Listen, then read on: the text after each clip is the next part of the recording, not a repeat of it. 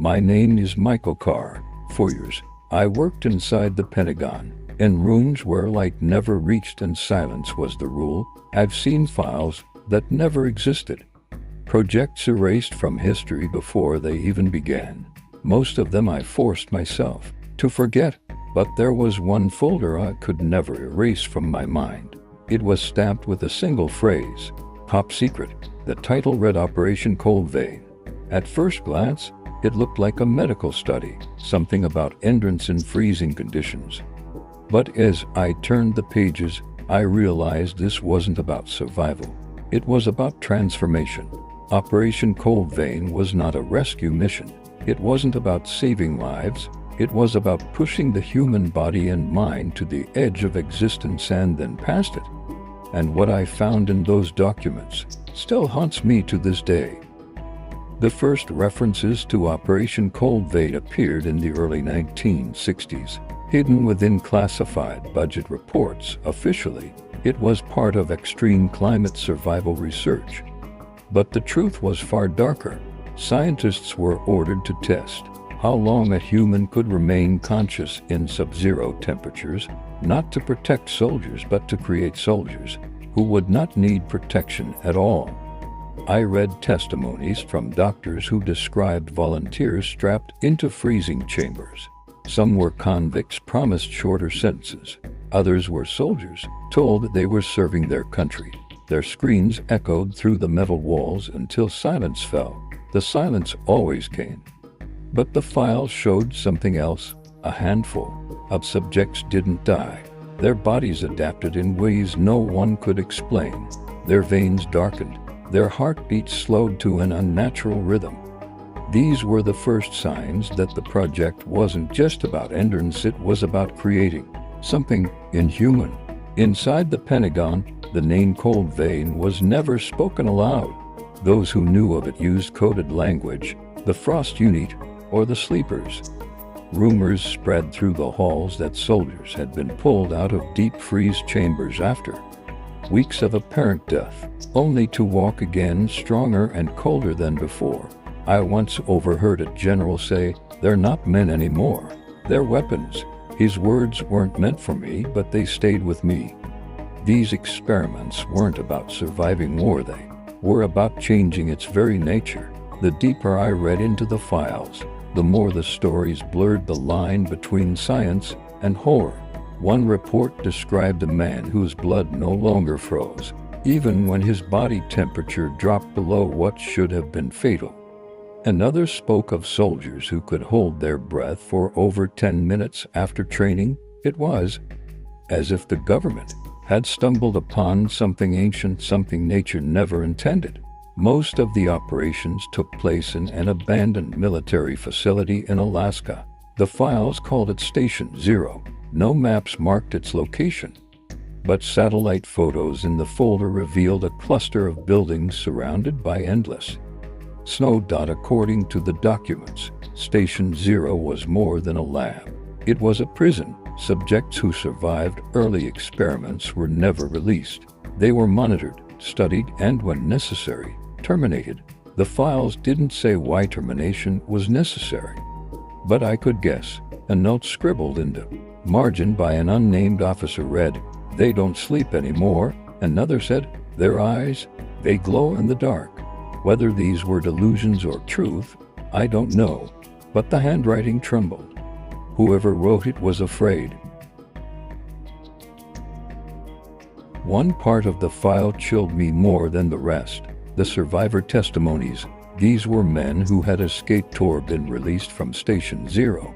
One soldier, identified only as Subject K, described hearing voices in the ice. At first, he thought it was hypothermia, but even after returning home, the voices didn't stop.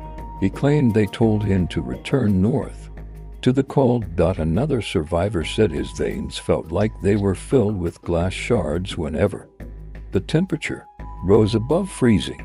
He begged the doctors to keep him in refrigerated rooms. When denied, he attacked the staff and had to be restrained. The Pentagon silenced all these men. Their records were erased. Their families were told they had died in training accidents. But the files proved they were very much alive, just not entirely human anymore.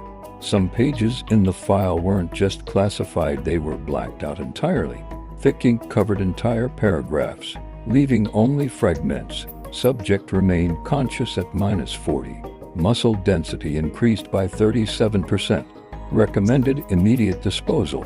Why erase the details unless the truth was too horrifying? My gut told me the scientists had crossed a line, something irreversible. A single line slipped past. The censors. Specimen attempted communication in unknown language. That phrase made my skin crawl. These weren't just altered soldiers anymore. Something was speaking through them, or perhaps something inside them. Among the documents, I found a personal letter from a retired general. It was never meant to be filed, but somehow it ended up in the archive. In it he wrote, "If the Cold Vein program continues, we are not preparing for war, we are preparing to end humanity. I have seen men return from the ice with no soul in their eyes. I beg whoever reads this to bury the program forever." The general never named himself. His signature was smudged. But his words felt real, desperate. It was one of the only moments in the file where a human voice broke through the cold official tone. A recurring theme in the files was what they called the night watch. Survivors from the experiments reported strange activity after sunset. Guards at Station Zero filed reports of subjects standing for hours, staring north, unmoving. One guard described a subject who pressed his hands against the reinforced glass of his cell until the glass frosted over. The temperature in the room dropped 10 degrees instantly, as though the cold was radiating from inside his body. Another report described how, during a power outage, multiple subjects began chanting. The guards swore the sound was not human. It echoed through the entire facility, low and guttural, vibrating through the walls.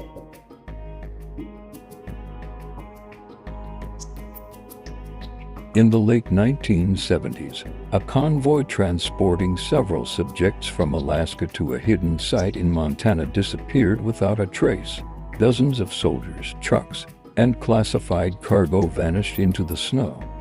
The Pentagon's official report claimed it was a blizzard, but weather records from that night showed clear skies. What happened to that convoy? No wreckage was ever found, no bodies, no vehicles, nothing. Theories within the file suggested the subjects themselves orchestrated the escape. One chilling note read, "They are not our prisoners, we are theirs." As the Cold Vein project unraveled, the Pentagon began an aggressive cover-up. Entire labs were destroyed. Witnesses were relocated. Some were silenced permanently.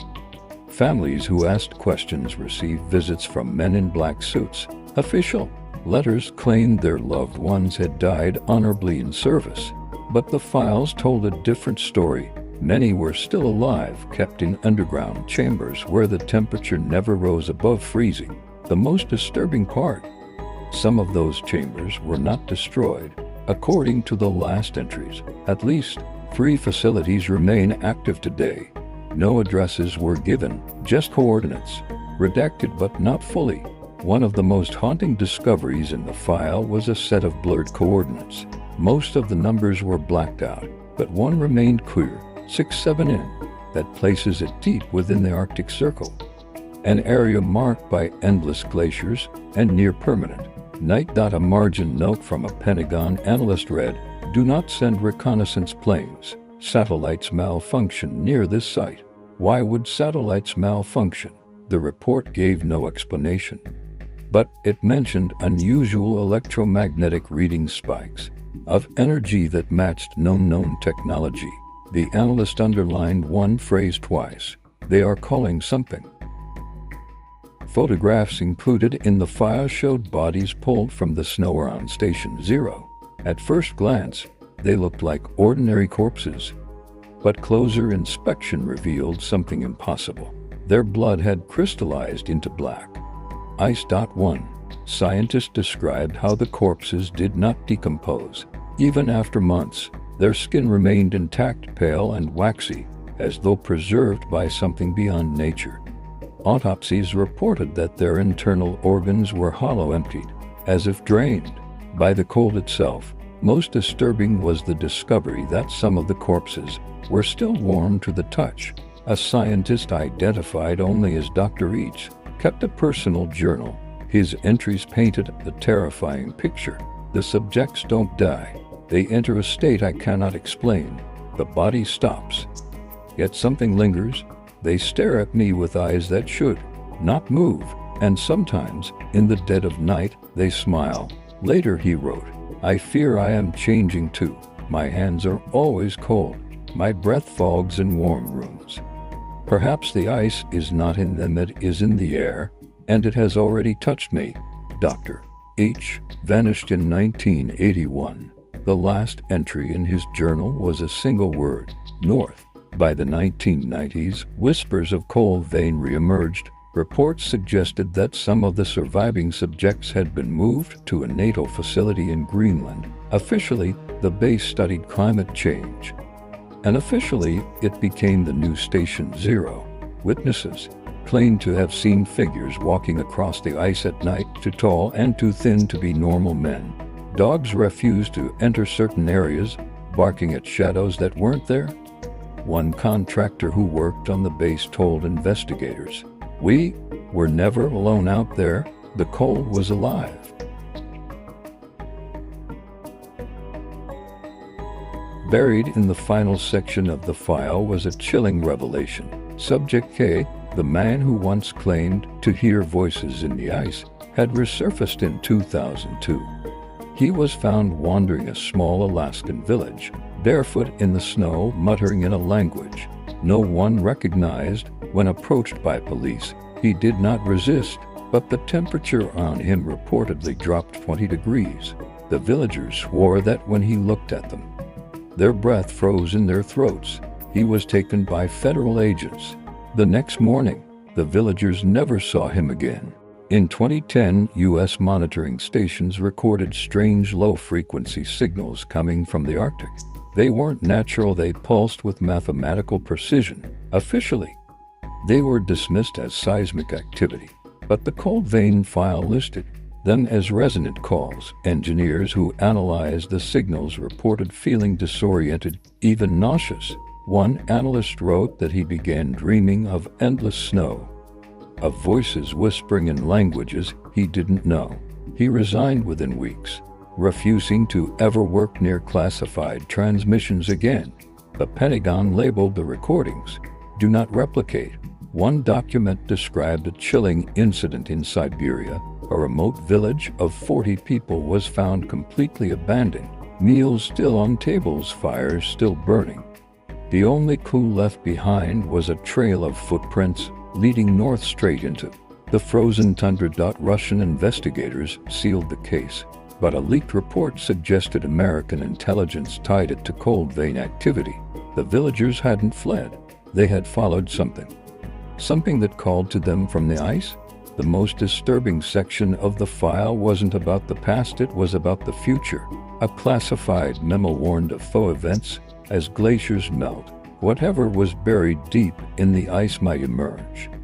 The memo claimed cold vein had awoken forces not meant to be disturbed. It speculated that the subjects weren't just altered humans but hosts, vessels for something that had always lived in the cold, something patient, something waiting for the ice to break. The very last page of the file was almost entirely blacked out. Only a single sentence remained legible at the bottom: "If they return, humanity will not survive the winter." No signature, no date. Just that single, horrifying warning. I stared at it for hours, trying to convince myself it was exaggeration, a scare tactic. But deep down, I knew the Pentagon doesn't waste ink on fairy tales. I shouldn't even be sharing this. These files were never meant for the public. But after everything I've seen, I can't stay silent. If you ever travel far north and feel the air grow heavy, if you see figures in the snow standing too still, if you hear voices calling your name when no one is there, leave. Do not look back. The Cold Vein Project was buried for a reason. But ice preserves everything. And what was once frozen does not always stay that way. This is my warning, whether you believe me or not. The next winter may not be ours to survive.